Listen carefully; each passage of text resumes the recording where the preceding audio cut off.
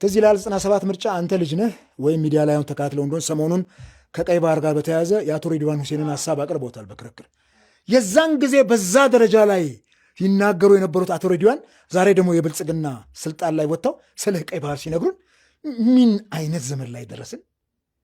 በቃ የዚህን አይነት የሀሳብ መዋዠቅ በአንድ ሀገራዊ ጉዳይ ላይ ትናንትና ለምን አልሞገቱም? እንደዛ እዛ የቅንጅት ሰዎች እንደዛ የባህር በርን ጉዳይ ሲጠይቁ እንደ ዶክተር ያዕቆብ አሰብ የማናት የሚል መጽሐፍ ጽፎ ሲሞግቱ ኢትዮጵያውያን በመቶ ሺህ የሚቆጠሩ ከመላው ዓለም ደሄግ ተፈራርሞ ሲወስዱ የዛን ጊዜ አቶ ሬድዋን እኮ ነገር ልጭሩ ነው የኤርትራ እንትን ነው ሲሉን ቆይተው ዛሬ እናንተ ከምኒልክ ጀምሮ በኃይለ ሥላሴ አልፎ ደርገች ማስመለስ ያልቻለውን ወደብ እብነት ወለደቱ የወደብ ጉዳይን የኢትዮጵያ የትውልድ ጥያቄ እናረጋለን ብላችሁን ያስቀምጣችሁት ለምን?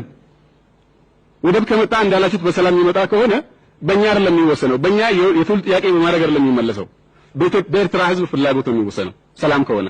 ዛሬ ደግሞ እንደ ውህ ያሰኛል እኮ እዚች ሀገር ፖለቲካ ቅስምህን ነው በቃ ወገበነጭ ታውቃለህ? ወገበነጭ ማለት ወላዋይ ማለት ነው። እንዲህ አይነት ሰዎች ታያለህና ኢትስ አሜዚንግ። እኔ ዘመኑን ደግሞ ይሄ ደግሞ ስለሚቀመጥ አየህ ይወጣል ኤቭሪ ተጎለጎለ ይወጣልና በአንድ ወቅት የተናገርከው ነገር ምናልባት እኔ አበበ ዛሬ የተናገርኩት የሚቀጥሉት 10-15 ዓመታት እግዚአብሔር በህይወት ካኖረኝ እንግዲህ የምናገረው ነገር ምን ችግር አለ? ተቀምጧል እኮ አርካይቭ ተደርገዋል። ስለዚህ ይሄንን ግምት ውስጥ አስገብቶ ሄደውና